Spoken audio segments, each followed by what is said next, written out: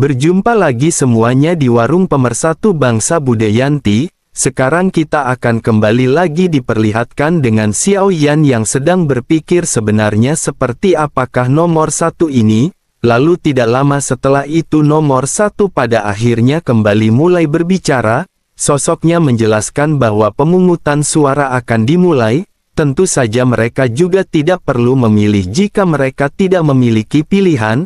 Xiao Yan merenung sejenak dan Xiao Yan memilih untuk tidak melakukan pemilihan. Tanpa adanya petunjuk yang cukup memilih secara acak bukanlah langkah yang bijaksana. Setelah beberapa saat keheningan pada akhirnya berakhir dengan nomor 1 yang menjelaskan bahwa tidak ada di antara mereka yang memilih dan rapat akan dilanjutkan. Xiao Yan menghela nafas karena hasil ini sesuai dengan harapan Xiao Yan dan jika dipikir-pikir berita yang disampaikan ini juga terlalu mendesak dan tidak ada yang siap secara mental, tidak ada satupun di antara mereka yang memiliki bukti lengkap mengenai keberadaan ini. Sementara itu di sisi lain nomor 2 pada saat ini kembali mulai berbicara. Sosoknya kata bahwa setiap orang telah menyatakan dan berdiskusi tentang sosok penghancur ini. Sebaiknya mereka melihat apakah mereka dapat menemukan petunjuk umum di antara mereka. Sekarang dirinya akan memberitahu berita yang dirinya miliki kepada mereka terlebih dahulu. Dirinya telah melihat banyak sosok yang seperti ini dan dirinya telah mencoba melacaknya. Tetapi mereka sangat pintar. Yang dirinya tidak yakin lagi adalah apakah mereka memiliki jumlah yang banyak atau hanya satu. Kemunculan mereka juga sebenarnya bisa dihindari. Hanya saja Zhang Mixi ini memiliki kemampuan untuk melakukan perjalanan melalui beberapa dunia. Dirinya bisa datang dan pergi dengan bebas tanpa adanya batasan apapun. Dirinya tidak perlu mencari pohon dunia untuk melakukan perjalanan antar dunia. Selain itu dirinya juga memiliki pertanyaan lain kepada mereka. Dirinya ingin tahu apakah di antara 9 alam setiap dunia sekarang terlibat dalam perang dengan skala tertentu.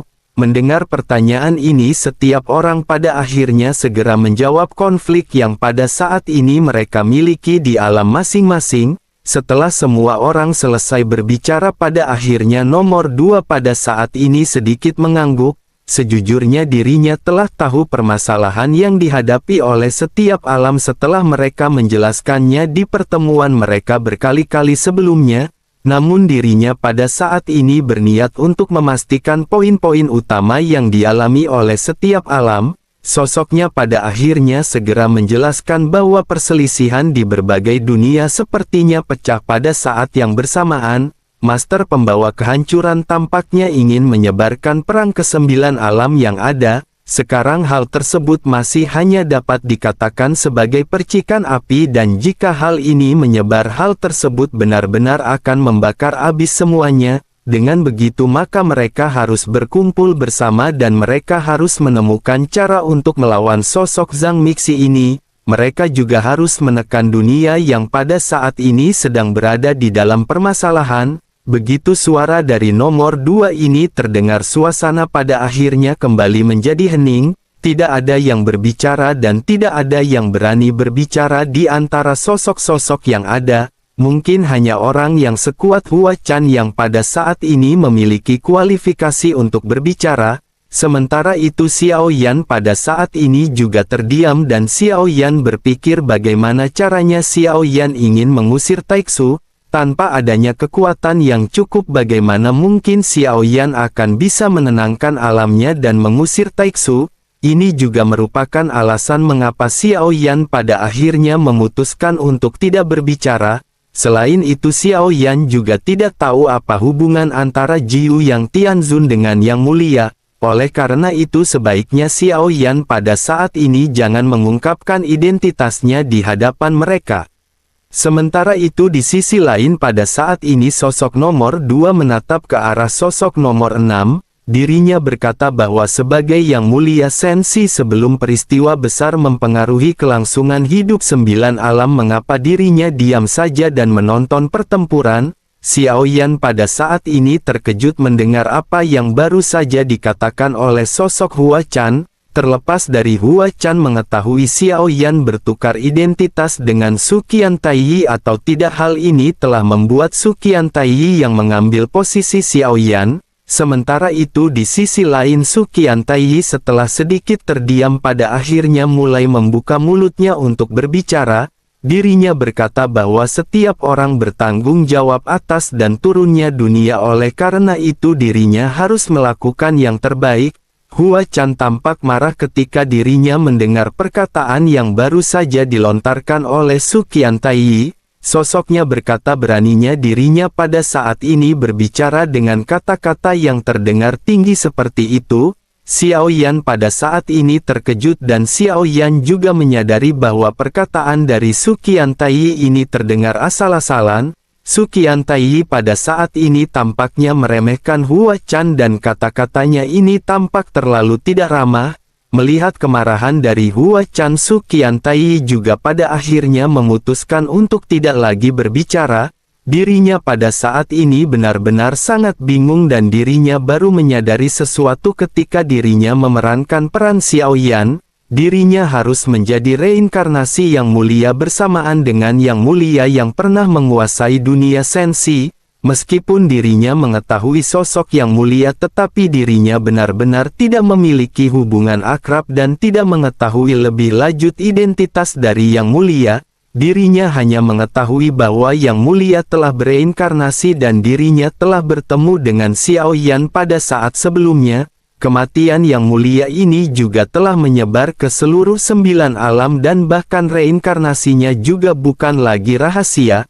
Untungnya dengan perlindungan yang mulia Ratu, identitas Xiao Yan setidaknya belum bocor keluar dari dunia sensi.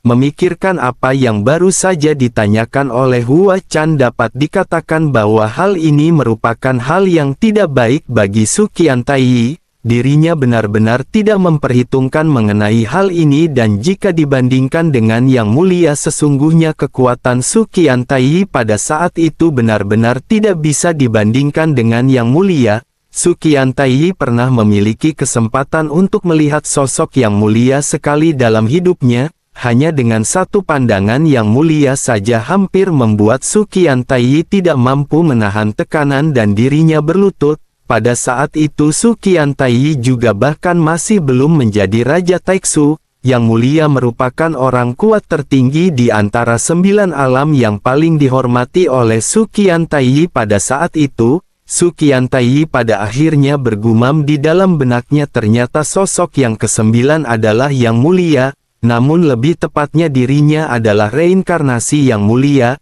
Namun mungkinkah yang mulia hanya berada di langkah ke-9 keabadian kaisar? Hal ini sama sekali tidak mungkin. Jika dirinya adalah reinkarnasi dari yang mulia selama ribuan tahun telah berlalu dan dengan bakat yang mulia dikhawatirkan seharusnya dirinya telah kembali ke level puncaknya telah lama.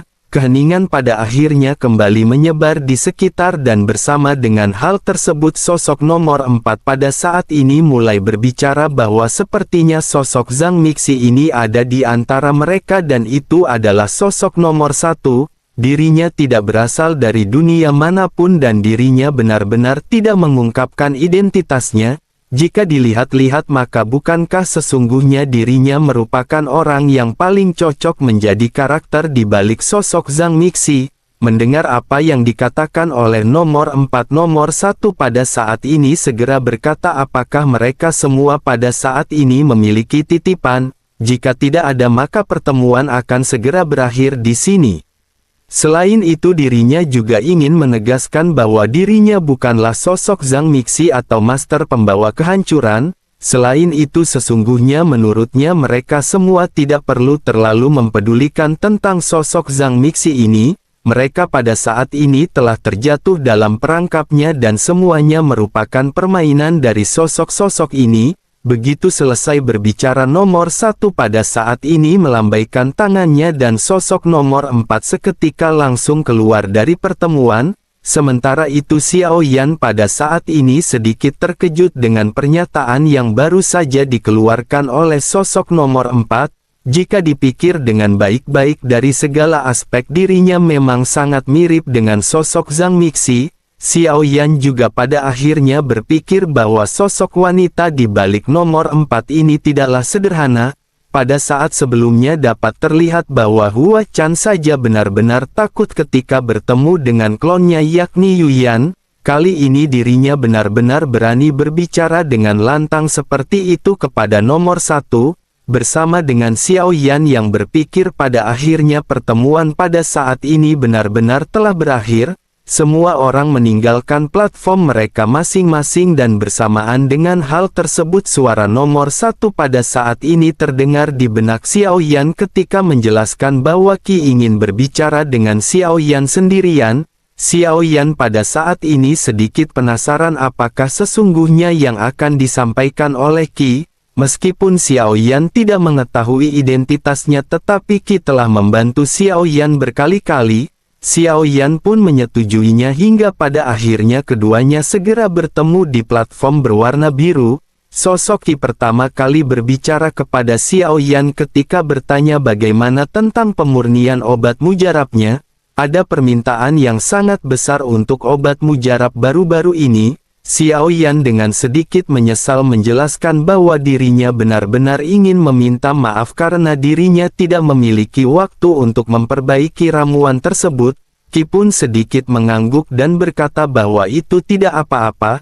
Kali ini sesungguhnya dirinya tidak mencari Xiao Yan untuk proses alkemis. Xiao Yan sedikit mengerutkan kening dan bertanya lalu apa yang diinginkan oleh Qi dan dirinya bisa mengatakannya. Qi pun menghela nafas dan berkata bahwa jika begitu permasalahannya maka dirinya akan berbicara terus terang. Xiao Yan pasti telah mendengar mengenai dunia kuno, meskipun dunia ini hancur sebelum dunia yang luas dirinya yang berasal dari dunia kuno sesungguhnya pada saat ini tidak memiliki tempat tinggal sama sekali. Dirinya juga telah lama menunggu kesempatan untuk membalaskan kebencian alamnya sendiri. Xiao Yan pada saat ini kembali dikejutkan dan Xiao Yan segera bertanya bagaimana dunia kuno bisa binasa. Qi pun menjelaskan bahwa beberapa dunia menyerbu pada saat yang bersamaan dengan dipimpin oleh Taixu.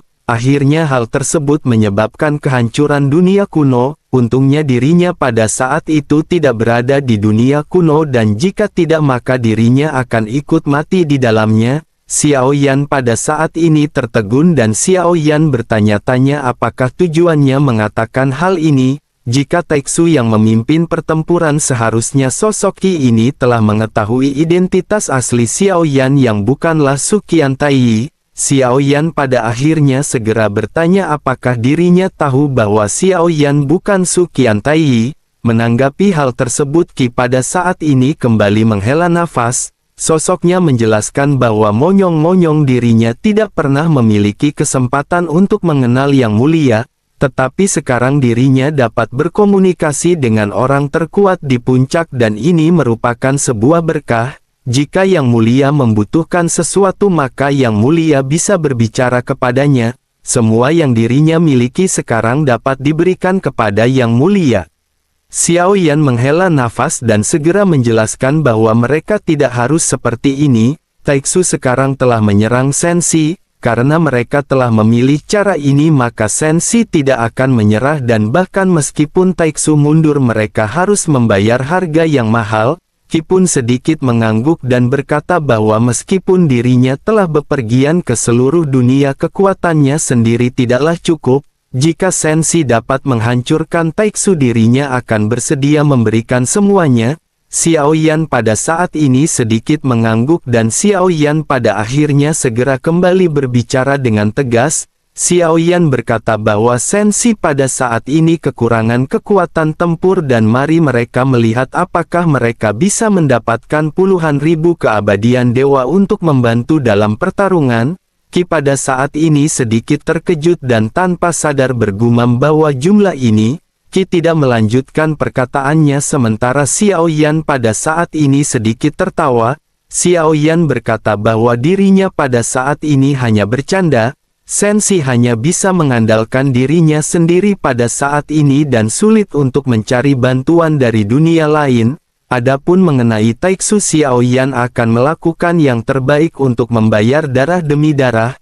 Xiao Yan pun kembali menghela nafas dan menjelaskan bahwa sudah waktunya bagi Xiao Yan untuk pergi. Saat dirinya memiliki waktu luang, dirinya akan menyempurnakan ramuan untuk Qi. Qi pun sedikit mengangguk dan menjelaskan lagi bahwa jika Yang Mulia membutuhkan sesuatu maka Qi akan melakukan yang terbaik. Meskipun kekuatan kecilnya tidak signifikan, dirinya berharap dapat membantu Sensi di dalam pertempuran. Xiao Yan tidak menjawab hingga pada akhirnya keduanya menghilang dari platform batu. Selanjutnya Xiao Yan kembali ke dunia nyata dan Xiao Yan perlahan membuka matanya, dan begitu Xiao Yan melek ada sepasang mata yang hampir menempel di wajahnya dan mereka saling bertatapan. Ye Beijing pada saat ini tersenyum dan berkata, akhirnya Xiao Yan kembali dan apakah rapatnya baru saja selesai? Xiao Yan pada saat ini sedikit tertegun dan Xiao Yan pada saat ini sedikit mundur menatap ke arah Ye Beijing. Selanjutnya Xiao Yan memeriksa pakaiannya, terutama pakaian bagian bawah. Setelah menyadari semuanya baik-baik saja, pada akhirnya Xiao Yan pun menghela nafas lega karena Johnny-nya sudah terkendali.